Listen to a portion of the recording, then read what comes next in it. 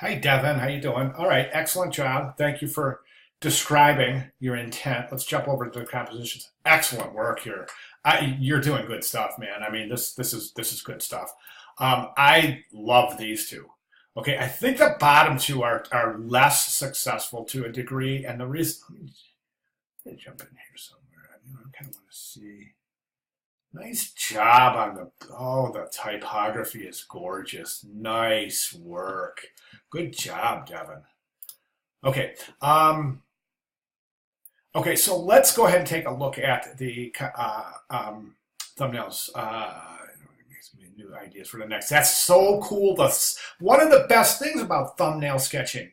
And even thumbnail sketching, I'm a traditionalist and I go straight to the sketchbook and I really encourage students to do the same thing because you can't move as quick on a computer. A computer can't keep up with your brain as well as your hand and a sketch pad. So once you get sketching, ideas start rolling off. There, you're churning them out, and you almost have to draw quick enough to get those ideas down.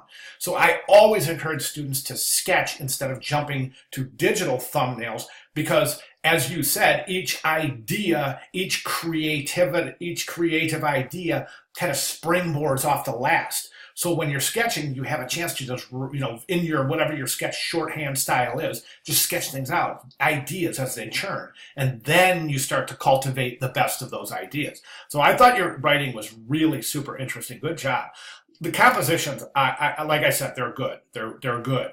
The two on the bottom, I'm going to say let's get rid of those. Why? Because they're nowhere near as visually interesting as these two.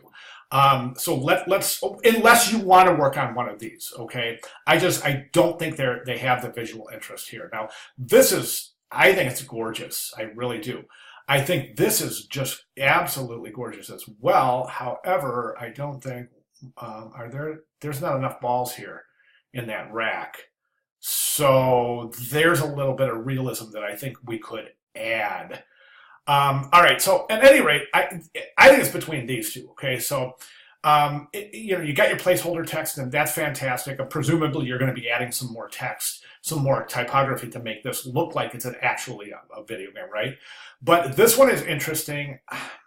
The thing that's happening here, though, is that we're not getting the right perspective on the pool cue, okay? So, for example, here, we're kind of seeing this depth here associated with the cue ball and the 8-ball, all right?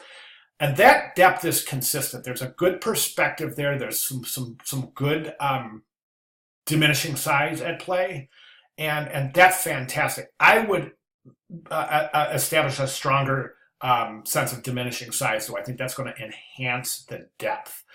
Okay, but at any rate, you've got the cue ball and the 8-ball, but each are showing different specular highlights. That's a little jarring visually, so I recommend matching the specular highlights. That's the reflections from the cue ball to the same here, presuming that there's one or two light sources. That's all we're seeing. There's not multiple light sources, okay? Because this indicates a light source coming from in front of the cue ball, whereas this one indicates a light coming from above and to the left of the 8-ball, which is more realistic in a billiard setting, right? There's never lights at the height of the table, right? It'll get in your eyes.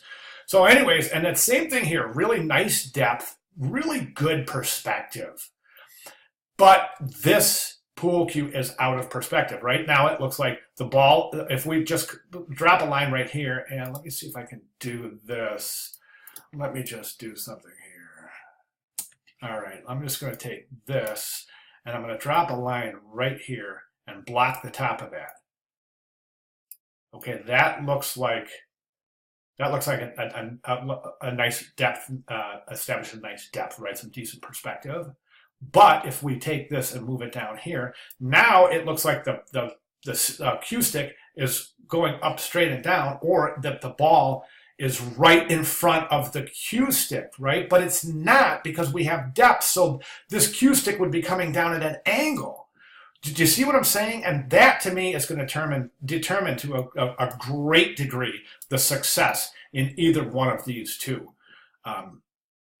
layouts. So, please continue. You're doing fantastic job, and thank you for taking the time and effort to really make this a meaningful piece. I appreciate that. Okay, good job. Any questions at all, please feel free to let me know. Thank you.